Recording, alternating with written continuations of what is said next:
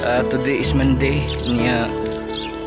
Mauna nig update sa atong Matalom Boardwalk Road. Connect na ni ngadto sa barangay San Pedro na barangay hall atong gikuba niya. Connect ni ngadto sa interim service. Muna ni o mo aray na mo call na may kanang full wells di na kadyo hapsay na hindi na magpupuan di na kinahanglan dyan na to ang pagtinabangay panaghiusa alang sa kayuhan sa tanan o kalambuan dere sa lungsod sa Matalom.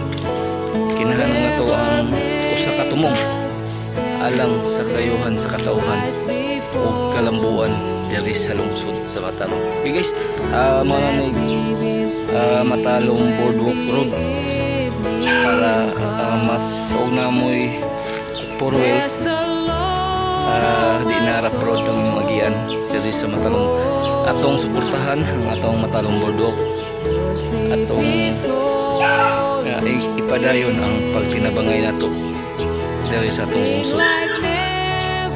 Ito gayong suportahan kanunay ang administrasyon headed by sa pangbutan ng Abtik Mayor Eric S. Pahulyo.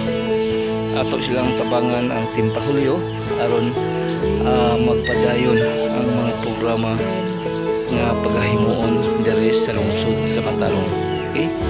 Ikot PP tinuray ng serbisyo with a purpose alang sa kayuhan sa tanan ug kalambuan dere sa lungsod sa mga negosyante nga ganahan magnegosyo dere sa lungsod sa Matalom. Welcome mong tanan nga mo-invest og business dere sa lungsod guys. Ang lungsod sa Matalom nanginahanglan og mga investor, nanginahanglan og mga negosyante guys. Okay, next week guys nanday mini tabo dere sa lungsod sa Matalom atong paningkamutan nga ma-realize ni ang tabo dere sa lungsod sa Matalom. Paglamay mo ni Monday Domingo ug Sabado atong unahan charot kay sa nang mura doktorik no mura kung sa posisyon pag-agara manindahan dag balot tinuod guys atong paningkamutan nga dunay ma-create nga tabo dere sa lungsod sa Matalom. Kay nakagikontak nga mga panakot pambaligya dito atong kumpra para itong ibaligya sim price sa bato atong paningkamutan para mas ma-create og tabo dere sa atong lungsod. Okay, nanginahanglan ko sa inyong suporta guys aron ma-realize ang tabo dere sa lungsod sa Matalom. Okay, Iko PP tinuray nga moserbisyo with a purpose alang sa kayuhan sa tanan ug kalambuan dere sa lungsod sa Matalom.